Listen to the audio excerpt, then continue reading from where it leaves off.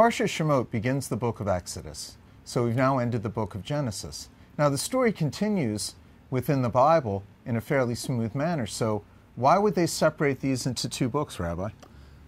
First, the book of Genesis is a book that dealing with the life, ascent and descent of our ancestors. Abraham ascend to the land of Canaan, descend to Egypt, ascend up.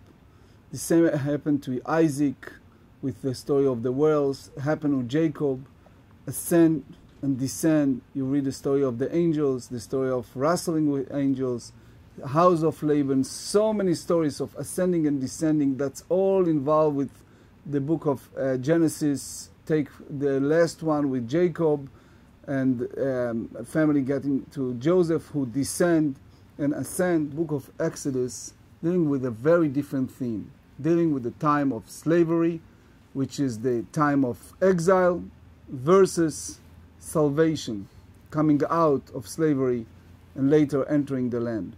So many applications. You see the difference in the theme between these two books. The theme of book of Genesis dealing with personal life ups and downs.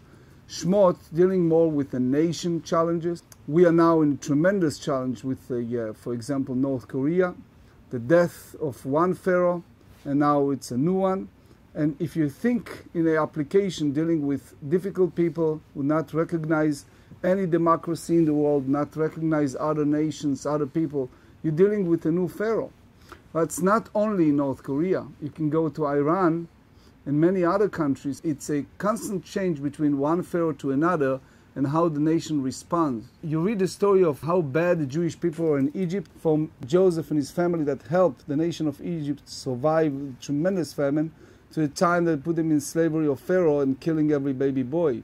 Dealing with new situation, that's something that we have to face sometimes in a surprise manner. It's clear that the Jewish people have survived for an awfully long time. They've outlived many an empire. While the Jewish people have had their ups and downs during this time period, these other empires had their ups and then their outs, and they were gone. So it becomes clear that there is a plan that God has set up for the Jewish people that's allowed their survival over all this time. We don't know the clear plan, especially at the time of darkness, time of slavery. Recognition of suffering, and we call it galut, and also geulah, redemption. At the end of all of that, something good will come out, but we should be aware that there is a process, and part of that process has been in Egypt, been in tremendous darkness. There have been many dictators throughout history.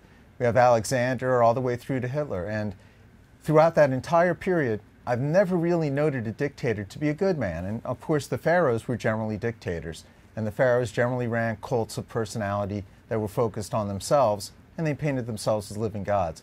These are the kind of people you really don't want running your country, because they're not running the country for you, they're running the country for themselves. One day, the light will come out of darkness.